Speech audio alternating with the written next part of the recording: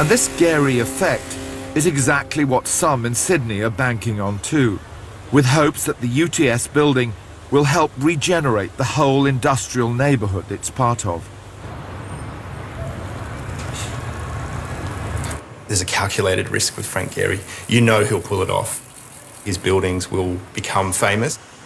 So you sort of buy into that energy. I think the Gehry building will definitely reorientate the compass to this end of town. And I think what has always been the sort of service end of Sydney, the ports, Darling Harbour, the dirty end of town.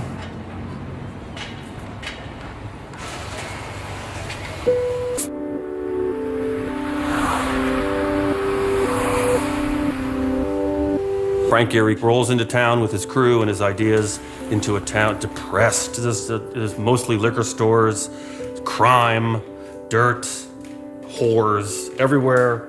And here comes Frank to change everything. And you know what? Probably will. Wants his things to connect to place. He may not do it in a literal way. He may not do it as other architects do. But he does not design funny shapes in his office disconnected from anything and then plop them into some place. I mean, that's very much not what he does. I don't wake up in the middle of the night and say, oh, let's do a thing. That doesn't interest me. Although Frank's buildings are always very different in appearance from their surroundings, Frank pays a lot of attention to his surroundings and incorporates aspects of them into the building when he's making it. Frank's design response to the UTS building's unglamorous location is to reflect it.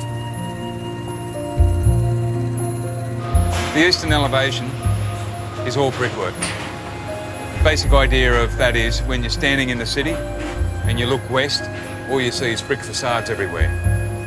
So it blends into the existing buildings. On the western elevation, if you're looking towards the city, you're looking at glass and you're looking at glass buildings. Hence, glass on the west, brickwork on the east. When you do a building, you're organizing it around a bunch of principles. You don't mimic the environment you're in. That's a big one. So you deal with the scale and the relationships. So you're not giving them a finger. You create a kind of a relationship.